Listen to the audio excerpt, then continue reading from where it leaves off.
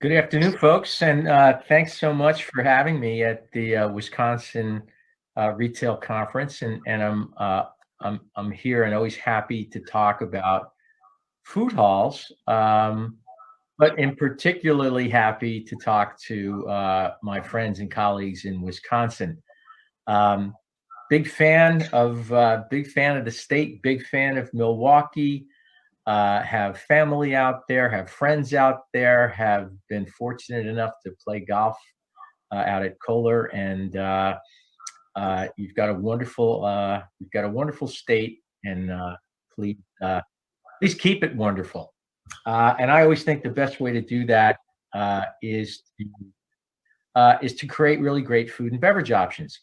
So today, I have three panelists that are probably known to most of you in Milwaukee. We have Cindy Shaffer of Shaffer Development. She's the president of Shaffer Development. And Cindy and Shaffer are the developers of the Mequon Town Center, which has a thriving food hall. And we also have Tim Gokhman, the managing director of Crossroads Real Estate Development, New Land Enterprises, and New Land and Tim have developed the successful Crossroads and the Crossroads Market. And finally, we have Omar Shaikh, partner in the Surge Restaurant Group, and Surge is almost ready to unveil its 3rd Street Food Hall that has taken a break, like so many in development, as a result of the pandemic that we're all experiencing. So good afternoon, folks. Because I'm on a split screen, I can't see all of you, but I hope you're able to hear me. Yes, good afternoon, Phil. Hi, Phil. Cindy, Tim, Omar? I texted Omar, told him to share his audio and video if he can. Okay. I'm apologizing to everyone if you can hear me, just because I'm not able to get right now. I'm not able to get any audio from anyone else. Can you hear me and Cindy?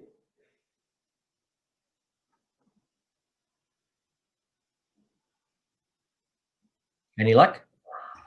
We can hear you fine. Here comes Omar. Can you hear us? I can now. All right. Terrific. Looks like I'm good. Okay. Omar, we can hear you. Yeah. All right. Well, terrific. And if I've got Cindy and I've got Tim and I've got Omar, then we can certainly go forward. And anyone listening, we do have some slides, and I'll mention the slide notes right now. But a little about your moderator, for what it's worth. I am an executive and managing director of the Specialty Food, Beverage, and Entertainment group within Cushman and Wakefield. My team has consulted on more than 40 food halls around the United States and into Canada and Puerto Rico. I am also fortunate enough to be an adjunct professor at the Culinary Institute of America. And for a little bit of local color, I am a founding board member of the MKE Food School, as well as a national advisor. And we'll be showing you a quick slide on that. And that's a TBA group that has been formed by my colleague and fellow Milwaukeean, Andy Siaka. But for right now, I want to talk to our panel about their experience with food halls, and in particular, where they see food halls going in both the near future as well as in the next 5 years, because our team has an awful lot of research done on this nationally. and we have some pretty strong opinions about it, but my opinions mean nothing. It's the people who have their feet on the ground, their boots on the ground, whose opinions matter. So, Cindy, I want to start off with you and ask you to tell me, as a developer, what was the inspiration that led you to make Mequon Town Center? Yeah, actually, it's the Mequon Public Market, and it's part of Spurs. Yes, which is a 14-acre site in Mequon, Wisconsin. Our inspiration was really to save and restore the old public works buildings that were built in the 1940s. And so that was the impetus for us to put a market on this site. In addition, it's a very attractive amenity for our 156 residents that live here on site. And why the market? I mean, that was that a risk? Was that something that you'd done some underwriting on? When we look at food hall development, we usually take a pretty deep dive into market conditions. What did you do that led you to the decision to do the food hall? We did a significant amount of research, and one of our main drivers was the fact that there were not a lot of an extensive amount of food and beverage options in the Mequon area, and we felt that there was a high demand, and that's proved to be the case with many of our vendors at the market. Did you take inspiration from your design from anywhere in particular? Of course, we used Engberg Anderson was our architectural firm, and they also traveled extensively. I believe they're doing some food hall work in Texas, or they were. So they were extremely helpful in helping us put together the design of the Mequon Public Market. Okay. And is it working for you? Because we're going to get into a conversation about the economic model. But now that you've been through it for a while, do you feel like you picked the right economic model for your vendors? Is it working for you? Is it working for them? Well, I think, as you know, through COVID, we've had some fallout with several of our vendors, which was understandable given the conditions. Most of them had other to focus on their primary locations. But I was surprised we put Marty Noel went out to market with our vacant spaces, and we had over 20 people that were interested in the space, and we were able to release our vacant spaces rather quickly. So our vendors that fared the best were the ones that stayed open during COVID and were able to do delivery. So that's trending directly with the research that our group has done. For those listening and those are interested in this economic model, we found that 80% of the food halls that we track, and we track well over 250 of them, 80% of them have remained open in the U.S. During COVID. Their sales, of course, have taken a hit, but they have been able to take their proverbial pivot for the most part because of the enhancement in pickup and delivery.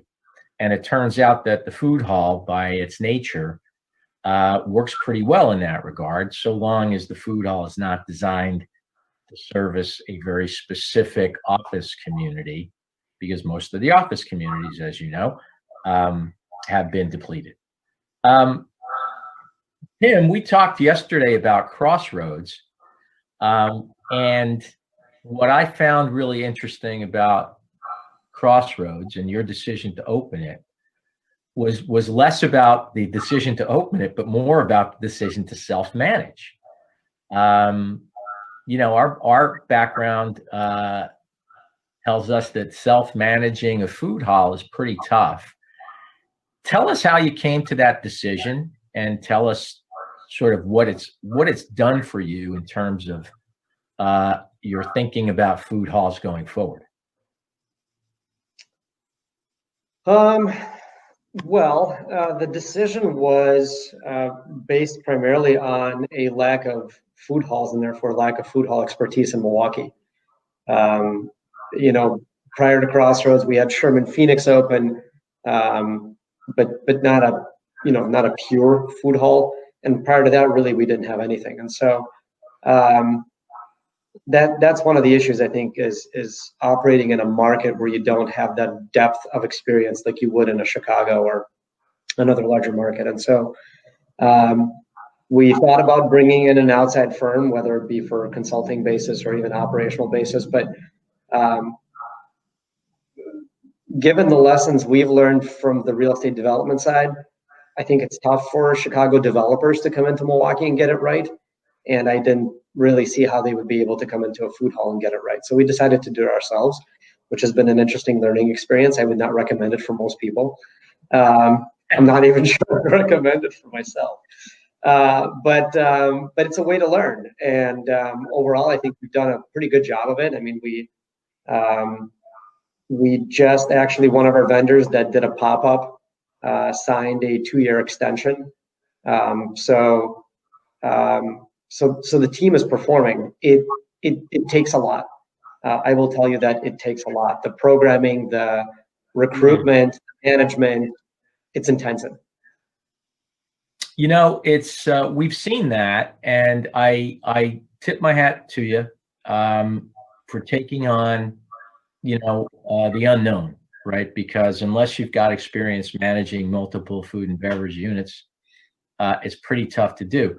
I'll also throw at you that the other person in Milwaukee who told me that the Chicago folks just didn't get it, you know, was the great Dave Sobelman, you know, of Sobelman's bar, who does those brilliant Bloody Marys and the architectural constructs that are on top of them. So I took from that, and from speaking to you, that food halls, we've always believed that food halls, as a general rule, were celebrations of local and regional culture and cuisine. And while there are groups out there that are, you know, trading on the idea of taking some sort of national names and bringing them out through a food hall model, and we'll talk in a bit about what the economic model that I'm speaking of really is. But Omar, you've got the tiger by the tail. You've got a food hall that's opening soon. So I don't think Omar's on. My research has 12 stalls and a bar and a gaming area. What was your philosophy going into it in terms of curating its Milwaukee-ness? How did you plan to do it?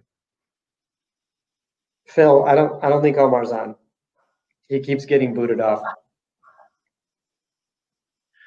Okay, we're getting an Omar. All right. So Omar's not on. Well, what I can tell you is that hopefully, like a good moderator, I did research what Omar was trying to do with the 3rd Street project, and what I saw, and I wish he was here because I'd love to talk about it with him, is that he seemed to focus on the big bar and the sort of 12 or so food vendors.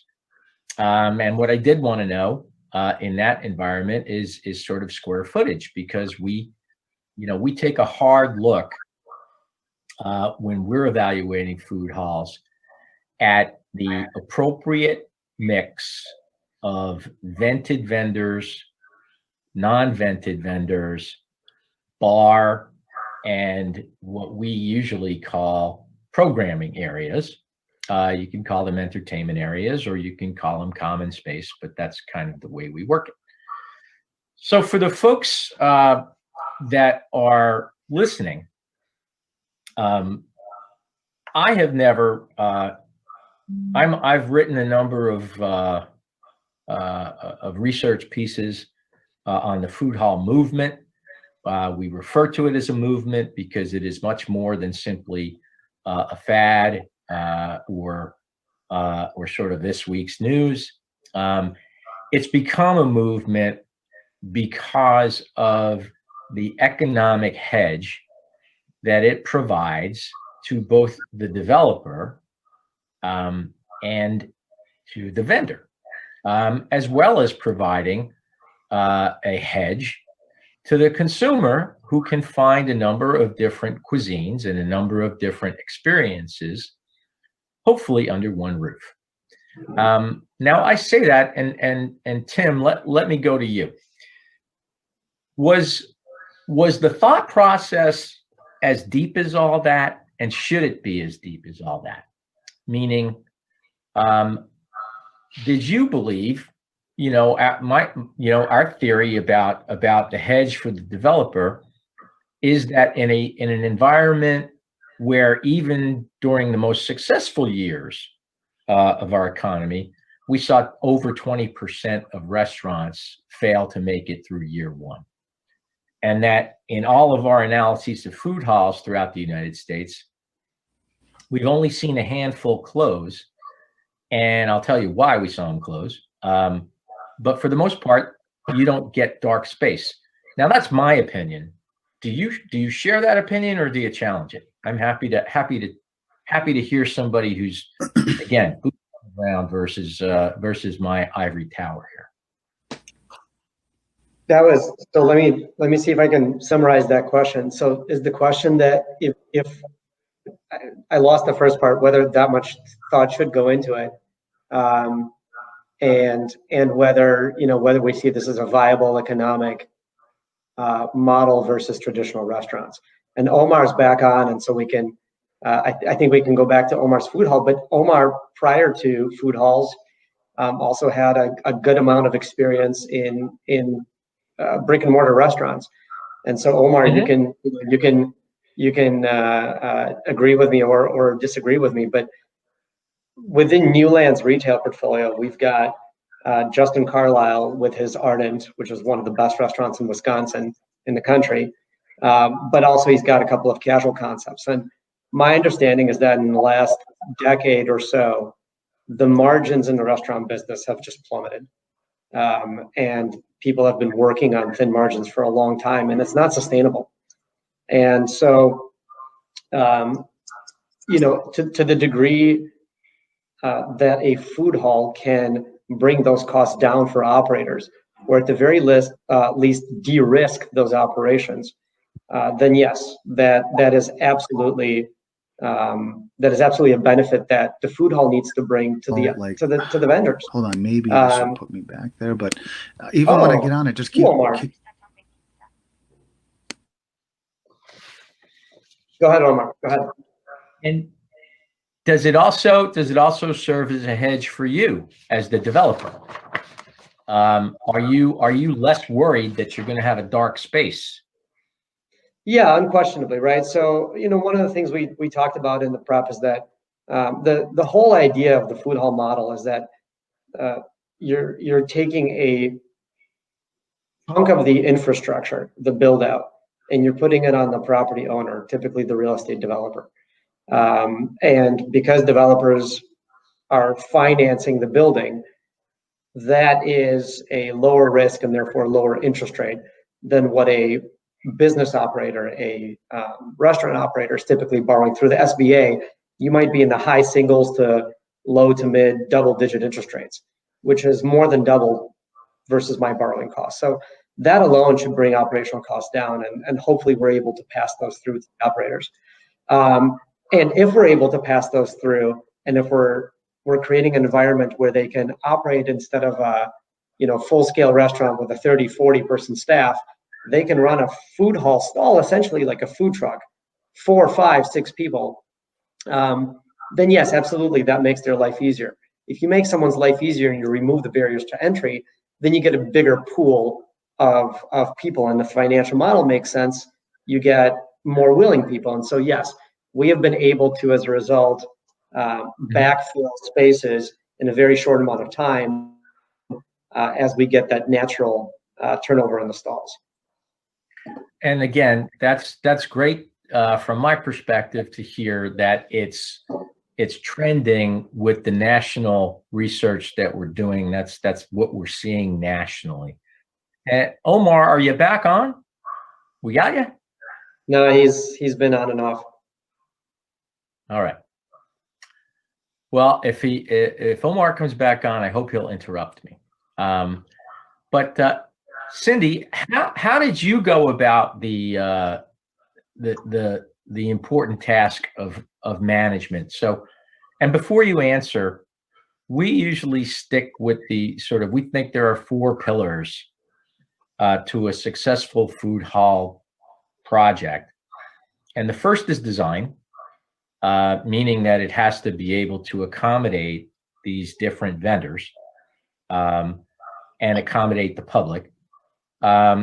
Second is management. Third is overall programming of the space. And fourth, oddly enough, is the food. Fourth is the vendors.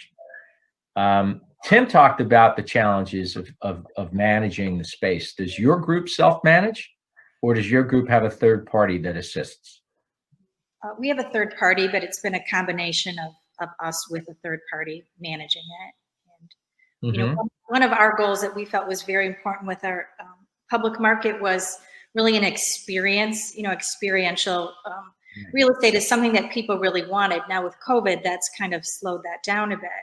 But we had a music series that was sponsored by Johnson Financial. We had a art mural installation that was sponsored by Frederick Hospital. So we really we do pop-ups for the high school at no charge. So we're really trying to make it a community space and a benefit to our community as well as our residents that live here. But I think that the tenant mix is very important. And just, we kind of looked at, you know, morning, noon, evening business. You know, we have Anodyne Coffee that opens early in the morning. And then we have several vendors that are open for lunch throughout the evening. So Screaming Tuna has Little Tuna here in Mequon. They've done extremely well in our market. Cafe Zone, Santorini Grill. We haven't had any Greek food out here. In addition, we've got Purple Door Ice Cream.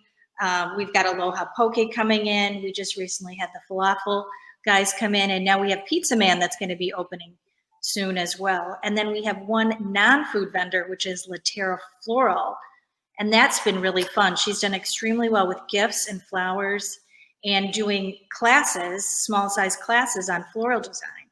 So we're really trying to have an experience above and beyond the food experience as well. Well, that's great if you can pull that off through programming. We have been, again, consistently, our research tells us that the prepared food offerings and, you know, the bar and the beverage programs do a consistently better revenue stream than smaller retail, or what you might think of as, you know, produce or cheesemongers or meat. Obviously, a food hall is not exactly, you know, a central market. There's usually dominant on the prepared foods component, and that's because that's what the consumer wants. And I think it's very important. Well, that's what the consumer has demonstrated that it wants. And we've seen time and time again, where if you dedicate the same amount of space to any type of retail that has a lower check average, or that is not for immediate consumption, you're going to have a different revenue model. And that's why we focus, and that sounds like why you're all focusing on programming the food hall. Meaning that, you know, if you're going to have days where you've got farmers markets, that's great, but you can't, it's more than great, it's important, but you can't do that every day and dedicate all that space to it, or you're not going to make the revenues that you need to justify the investment that you made. We have one retail vendor by design, and what's been nice about that is when people are waiting for food, because we're not always fast food, then there's something for them to do. So it's worked out well for our concept. I think it's brilliant, because to me that's a great example of programming, as opposed to simply leasing space. I think it's a fantastic example. How do you, Tim, and I'm going to presume Omar still isn't with us. Tim, how did you go about approaching vendors with an economic model? And what I mean about that is, we know that there are traditional leases out there where there's a base rent for in exchange for a certain amount of square footage, and certain responsibilities are imputed through a legally binding lease document. And there are also license arrangements in which a vendor is occupying space pursuant to an agreement which simply allows that vendor to operate its business in an environment that belongs to someone else through an enforceable license agreement. Tim, which of those models did you take, and why? Yeah, we went with the license agreement, which is, a nuanced difference versus a standard lease. And it's just due to the nature of operating within a shared space. But, I actually want to go back to this interesting point that was made about the hierarchy of importance of decision making. Yeah. I want to tap Cindy for some answers. So if I recall correctly, you said, the first is space design, and then events management, and then food.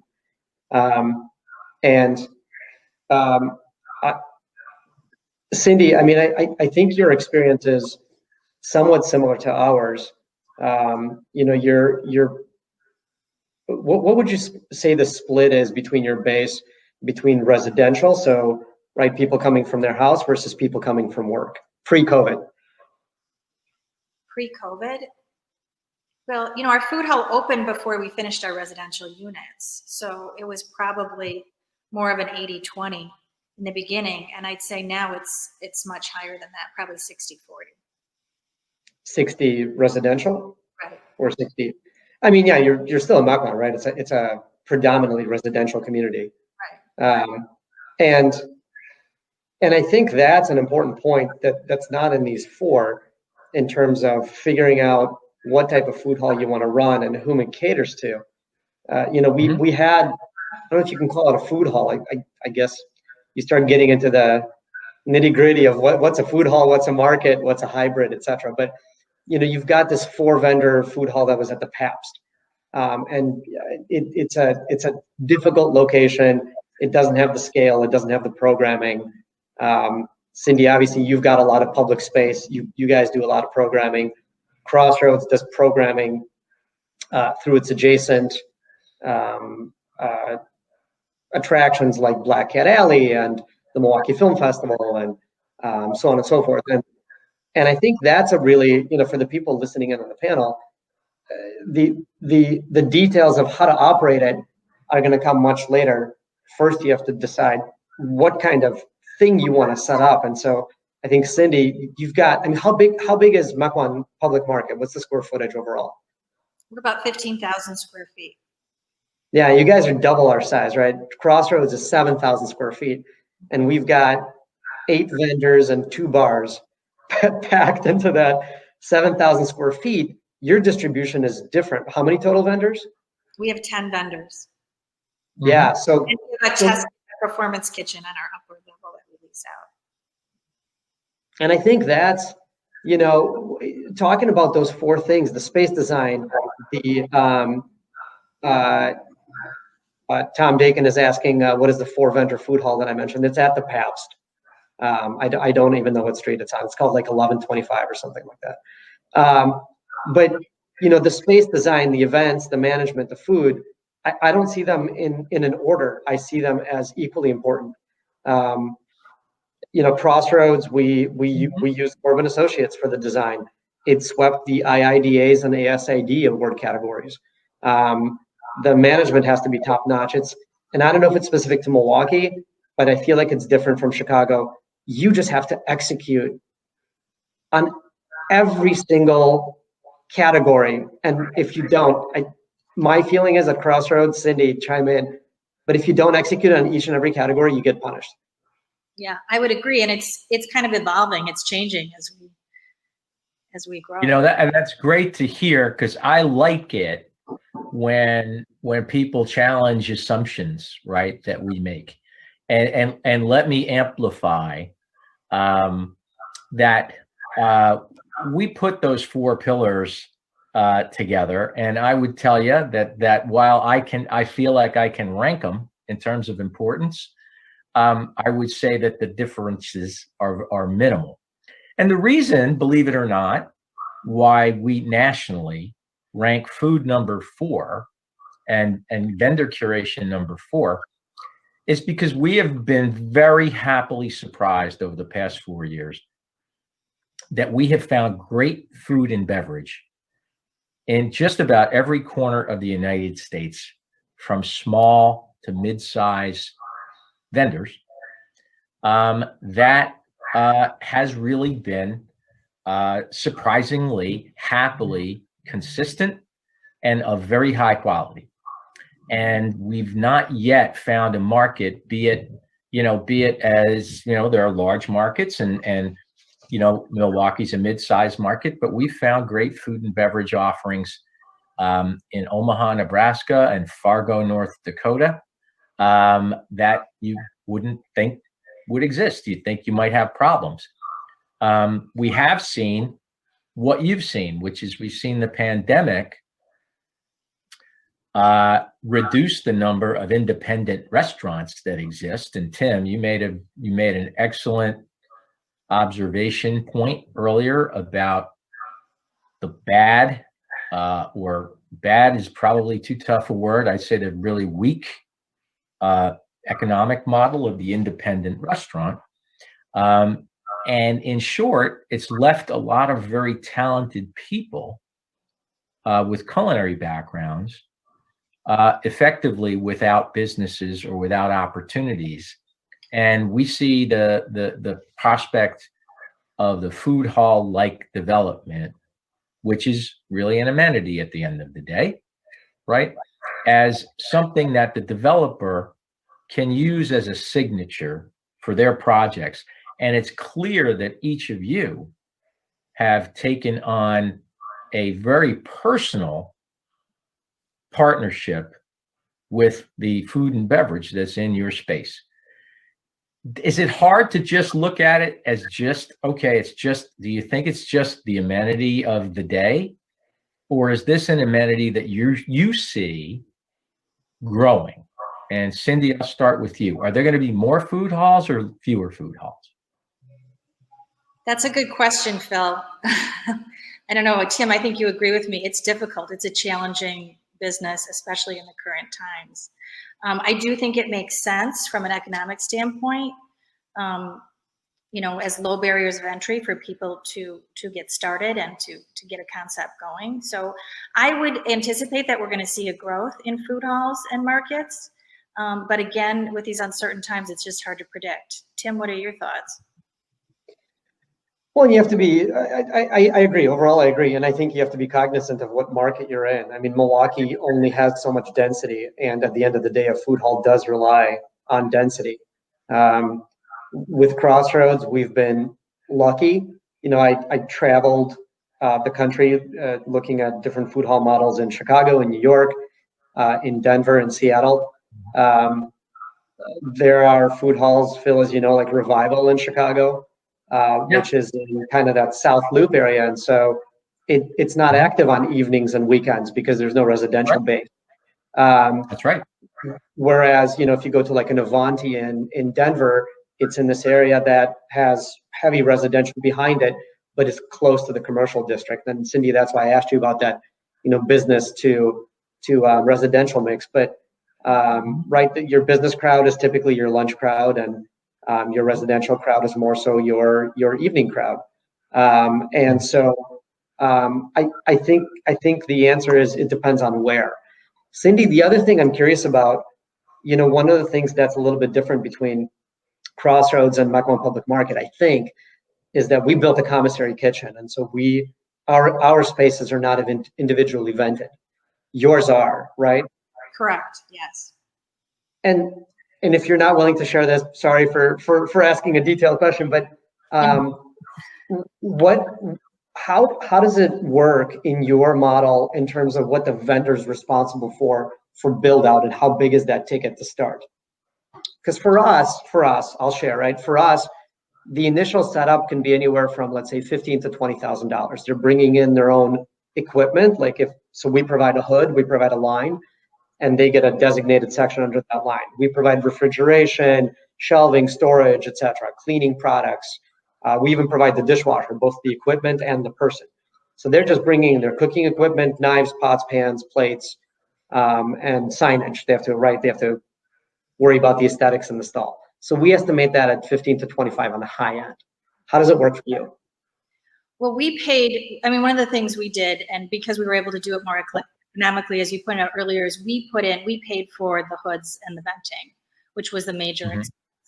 And because of the way our project was financed, we had a HUD 221D4 loan. So we had 40-year fixed rate non-recourse financing at, 4% sounded good at the time, but so we were able to. It still is. Yeah, it is. To do it much more economically.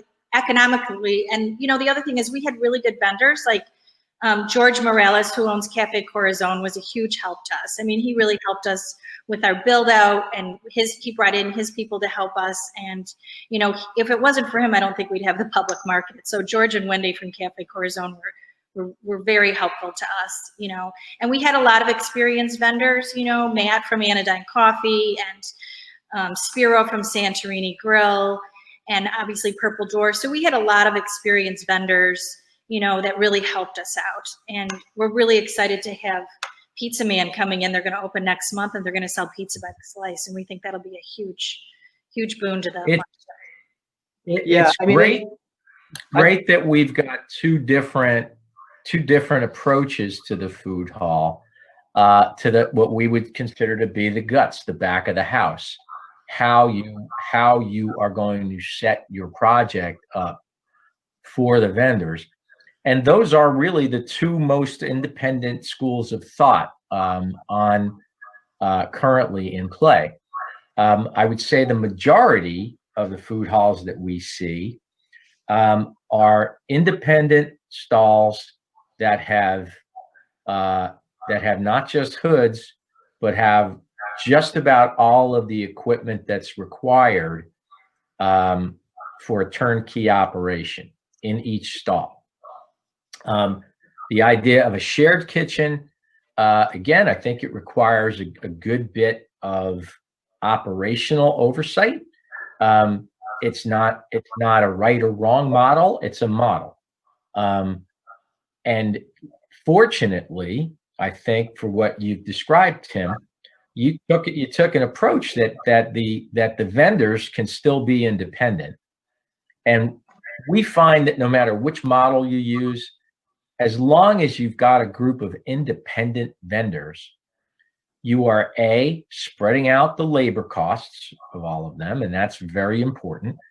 And B, you are not creating an environment that is inauthentic, meaning it's not one group that is dropping 12 to 15 different concepts out on the public. And one thing I will tell all is the one common thread that we have seen in food hall failure, and there haven't been that many, have been the single operator model, where they have attempted out of one kitchen, one group presenting 12 different items, maybe one or two of which they were well known for, but that they didn't have any constituency for others. And frankly, it took the soul out of the project. And I think the soul, no matter how we dive into the economics, the soul is pretty important to the development and to the concept of the real estate that you are trying to enhance. So you're both doing great things, brilliant things. I hope that some of the listeners have questions for you. Have we heard anything yet from our audience? Because to have these two developers who have become experts in food hall curation, management, and operation through their own sweat is pretty unique. While people are thinking of that, and I'm watching the chat, but I'll address the earlier question of, do we get more food halls or fewer food halls? And Cindy, I'm going to take it in a different direction. I want to hear your opinion on this too. You know, one of the things that, so the person that turned me onto food halls in the first place was Kevin Schmaltz, who's probably listening, maybe not. Kevin's probably tired of hearing me talk about this, but I think a lot of this is inspiration. You have to go and you have to learn and you have to take the best of what's available out there. And we certainly did that. And one of the things that I thought wasn't great, wasn't authentic, Phil, was the thing that you mentioned, which is a top-down structure. You see that in Latinicity in Chicago, in the milk market in Denver. Yeah, it's one operator, one corporate operator trying to do 12 things. It's a glorified cheesecake factory. And right, you have 97 items on the menu by the same chef. I'm sorry, just people don't do that well. So, and that's where I think the edge is in Milwaukee, is that we are a smaller market and we do have so many great food vendors and we have such a great relationship with food, what Wisconsin Foodie is doing, what the farmers are doing, what the independent restaurateurs are doing. And I think that needs to be leveraged. Now, that being said, do I think there are going to be more food halls? I mean, in the greater Milwaukee area, yes. Do I think that there's room for many more in like city proper to be executed well? No. I think that we're going to oversaturate, which is inevitable for any industry, because people look and they say, oh, well, that works, I'm going to do it too. And so, and then there will be attrition. And the big question that I have is, you know, will there ever come a point in Milwaukee, are we a big enough market that you're going to start getting consolidation? Like, do Cindy and I look at each other and say, I don't want to do this anymore in a single location, like you buy me or I buy you. And then we, you know, you form a food group that manages this. And that's, you know, that, Cindy, I don't know how you feel about that, number one. Number two, Tracy's asking me to talk about ghost kitchens and what happens to vacant, you know, what happens to vacant retail as food halls start inevitably impacting brick and mortar restaurants, because that's going to happen, right? And that movement was predicted. I think we talked about it in this panel a year or two ago, where the prediction was made that the middle will be slowly impacted by the food halls, right? Because economically it's different for just a mid-priced restaurant to compete with what food halls are doing. And so you're either going to go to the margins. Either you're doing something that's cheap and you're just doing it at volume and you're not focused on programming and quality of food and all of those things. You're just focused on price, or you're doing something really special like the vendors at Mequon Public Market and Crossroads are doing. And the middle just kind of disappears. And so I don't know what happened with those spaces with ghost kitchens, et cetera. But Cindy, would love to hear your thoughts on what you think the direction is on consolidation and where the market is going with the strata of quality. Well, again, I mean, our market was really structured as an amenity for our residents. It's not a huge profit center for us, and I think you'd agree with that. But it does add a tremendous amount of value to our residents in our location. To have 10 restaurants in your backyard is great, especially because we're a suburban location. You know, we're not a city location.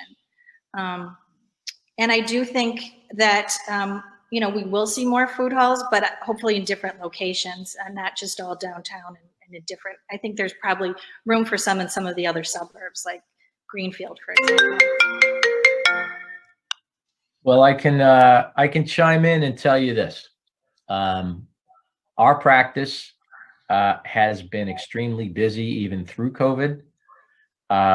We've signed 12 food hall projects around the country since March 1st.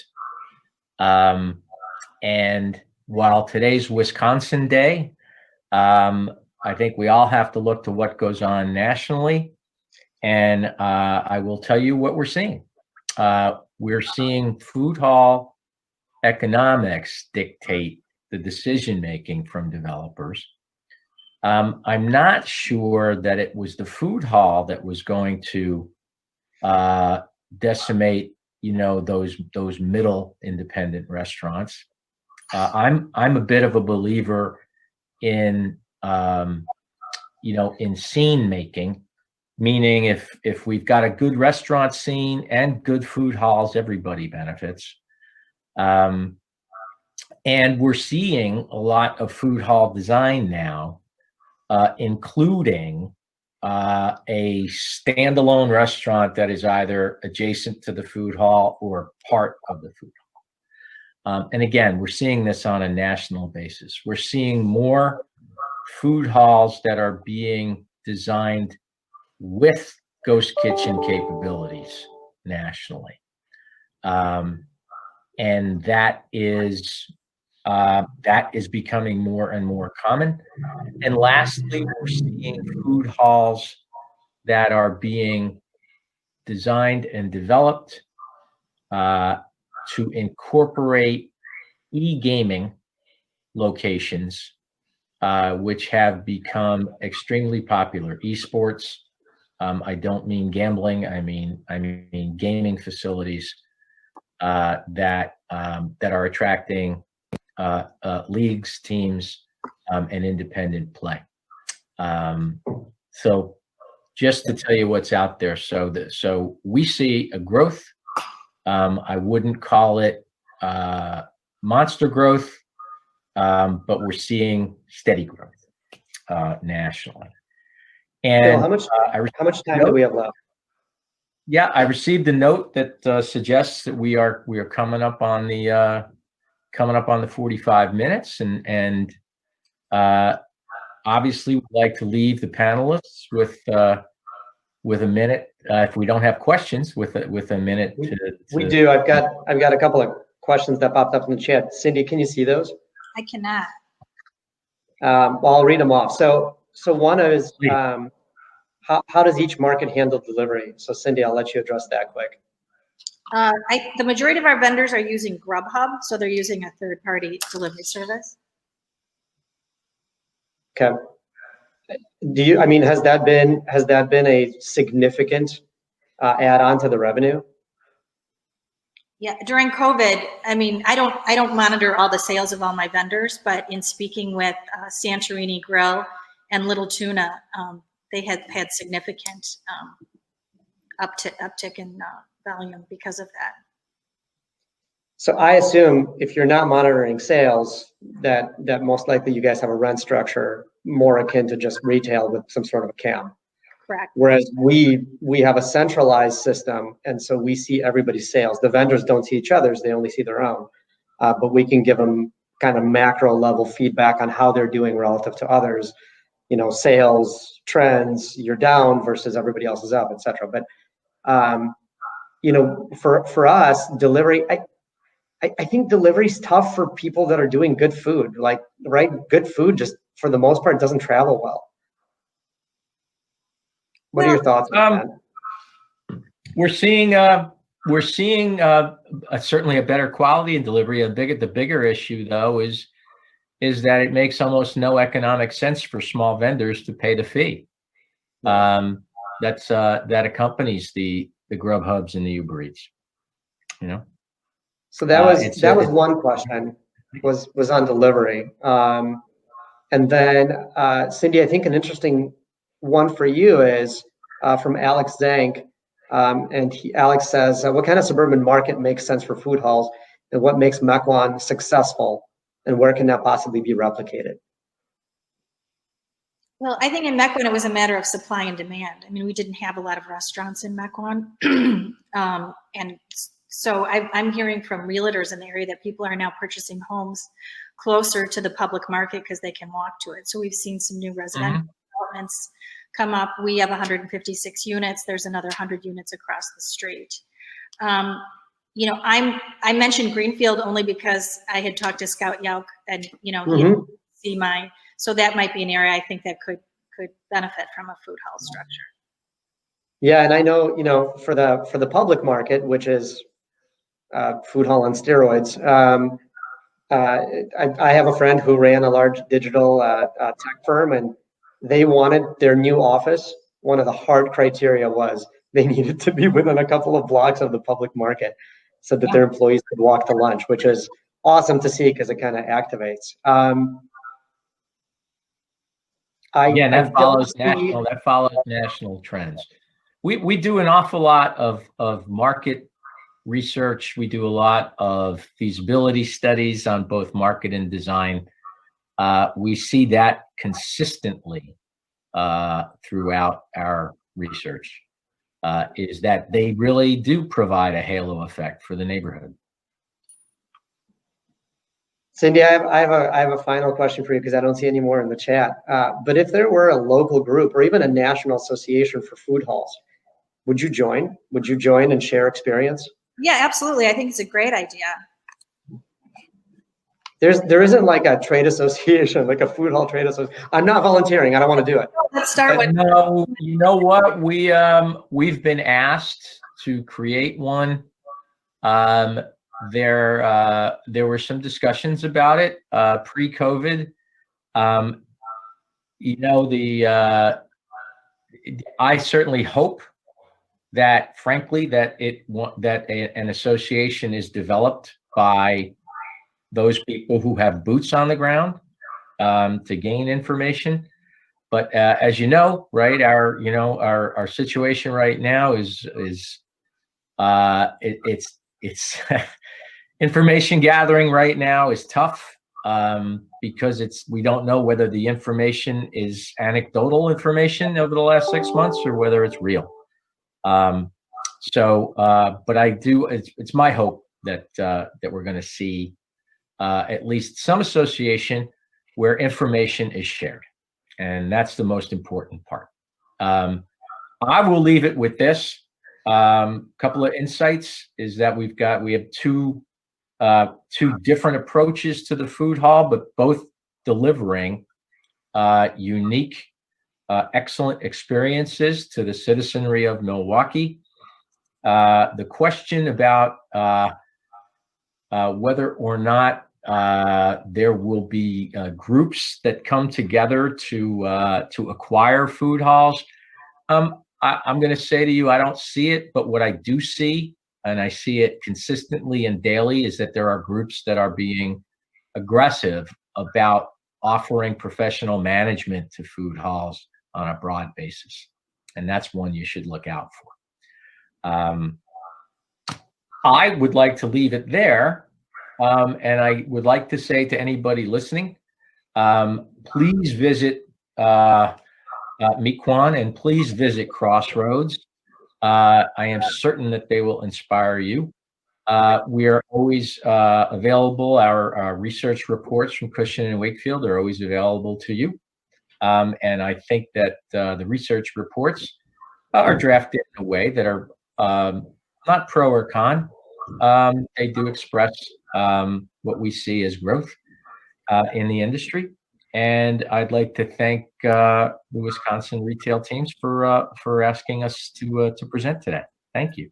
Great. Thank you, Phil. I'd also like to offer all our CAR members a free public market box. It's a $50 value. So if any of you want to stop by the Spur 16 Clubhouse, we have a free box for you in appreciation of the time that you've given us today. And thank you for supporting the Mequon Public Market.